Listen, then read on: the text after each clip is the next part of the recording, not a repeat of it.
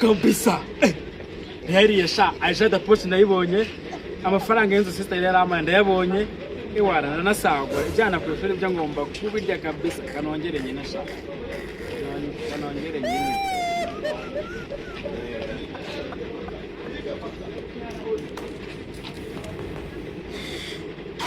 shit ubusa amafaranga yose nemaze gukora bona nawe bite naba nihe mu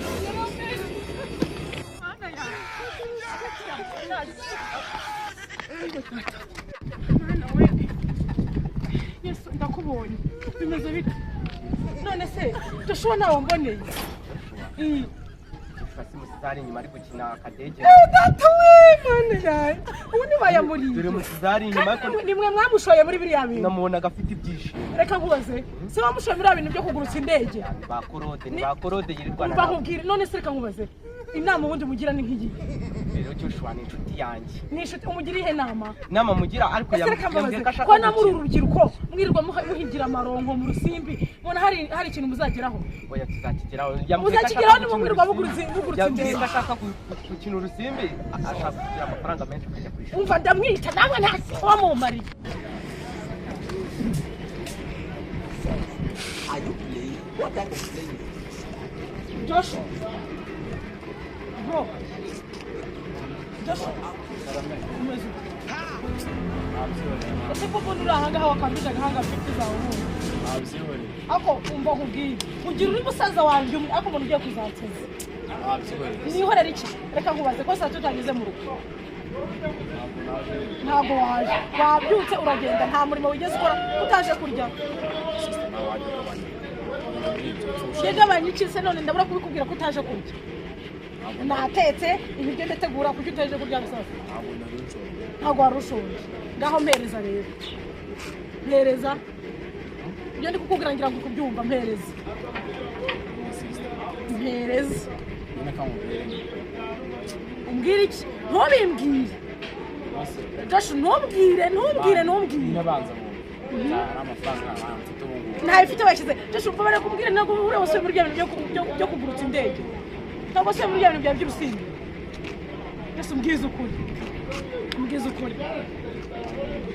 None yagiye hehe sasa? Joushu ndi bushiki wanje kwicira hanga kumana. Mbwira ndi bushiki cyangwa singu ntago ngutinye. Wakinye iki? Ndeba hano wakinye iki? Ese reka ngubaze Joushu uriya muzungu wirirwa ufata amafaranga twakoreye amafaranga minerivare amafaranga y'inzu ukayamuhereza muzabura kurya uzagenda gusaho nakangaza bigo Igo none ubwo emuhereza ukabona arayahe uguze igihano cyo kuguhereza igihano cyo kuguhereza uyu mwaka ntabwo ugomba kujya ku ishuri amafaranga yo kujya ku ishuri ugiye kuyapagasa uyashaka kandi noneho urongera gusubira muri bya bintu by'urusimbi Joushu tuzahita tuvaruka uzongera kumuvandimwe wanjye none uzashobora kushura minerivare urayifasha urayibetingiye amafaranga y'inzu urayagize none warangiza ngo ntuzasubira ku ishuri azava hehe none se wowe ugiye gukina urusimbi utabitekereje ibyo bintu tutebeshya noneho wayabonye wabwira uwo muzungu akugurize 5 nkubabari kati iyo byagenze ute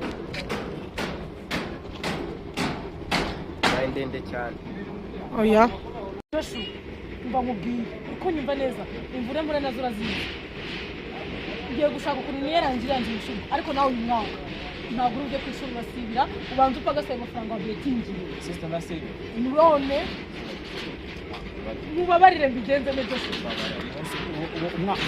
umwaka wose usanga abandi baraguze none se Joushu ugiye gukira isi bitaje kubitekereza ntabwo uri sikiriye minerivare nawe anyumva nakumva nyine amafaranga kandi afite minerivare nanjye wambikije inzu wowe nabonaga nabona ibintu kuri telefone yakina ngaho umva Joushu turahangaha imbere y'Imana ndahirira ko we Joushu tuvugana akakanya ikintu kijyanye n'urusimbi ikintu kijyanye na betting kuko betting ntabwo yakugeza betting ni ukukwica mu mutwe betting yatuma wiyahura betting uzajya ubona abandi bana mwakoranye bagera ku iterambere ariko kuko n'urukweto ntabwo wakwirirwa kurwigurira betingi ikintu yagushoramo cyonyine yatuma wiyahura yatuma wishyura mu kagozi sezeranya umbwire ati ndahiriye n'imbere y'Imana umbwire ko utazongera gutsinda ikintu kijyanye na betingi ndahiriye ninongera gusubira muri beti Imana yo mu ijuru izamara turabyemeranye ariko nzajya kwisura kwisura ugiye kwiyeranja nubwo bivunanye bwose mbikora ariko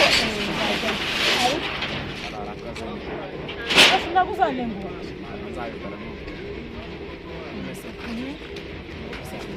mu rugo ibiryo nabitetse ibiryo birahari mana yanjye ngiye kuzarwara turimo kwerekana rino boni betingi ariko urubyiruko rw'iki gihe rwabaye gute koko betingi nta kintu yatugezaho betingi nta kintu yageza ku Rwanda betingi nta kintu sinzi muri make muhita uragakoze